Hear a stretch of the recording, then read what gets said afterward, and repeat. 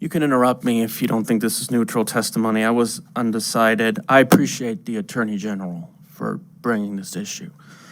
There's price gouging. It's real. You look at gas prices. I just drove from my home. I went through the state line, Minden, Carson City. I was shocked that gas prices are higher than they are, not just in Pahrump, but even in Clark County and even in Elko. And I read the news and I found out that a Bay Area refinery had an outage. I've been addressing this issue for years. And they say it's outage. It's hard to believe because I have a feeling it was done purposely to gouge prices, not only in California, but even here. And you look back in 2022, when Ukraine was invaded, the Western United States had a gas price surge of $1.50 a gallon, and the rest of the country was 70 cents. In March of 2022, what happened, honestly?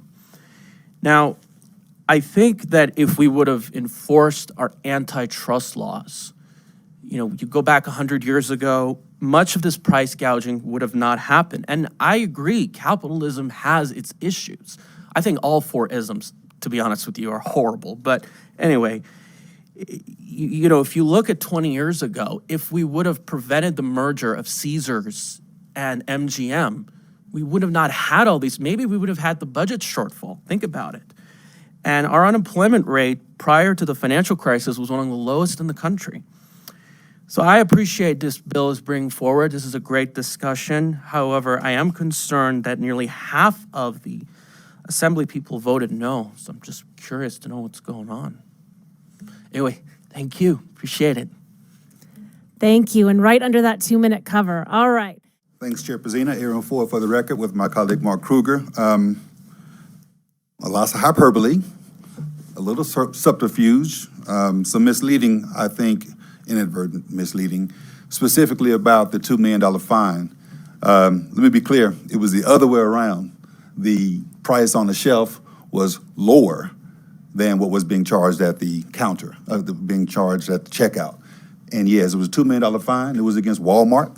It is something that we have talked about. It was a complaint we got directly out of a constituent in Reno, and we cut a deal with them, and they have fixed their policies going forward. So I'm not quite, I'm gonna chalk it up to a mistake in a recitation of the facts in that regard.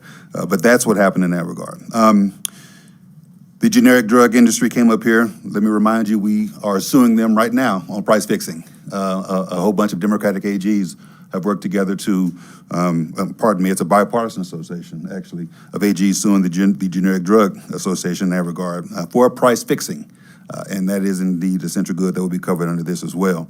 Many of those who testified in opposition over in the Assembly. And again, as I said at the opening of my testimony, I offered them on the record the ability to bring me anything they wanted me to consider relative to trying to modify or amend this bill. And to my recollection, not one who complained has brought forth anything that would accommodate concerns. And principally it's because, frankly, I don't think they are interested in having a price-fixing bill that is going to get rid of manipulative conduct. And so the onus is upon us as the advocates for the consumers, who are those elected to represent them, to bring forth these bills to do exactly that, and that's the intent and that's the effort here. What we did do, even though they didn't come to us and ask, I heard complaints about the private right of action that was in the initial iteration. And so to hear, for example, one of the first members to testify to say that this bill is worse than the first bill was a surprise, because they complained about the private right of action that was initially in the first reprint, and we removed that. It does not exist in this particular bill. So we will continue to work, and we remain open to receiving any information from any of those who testified in opposition.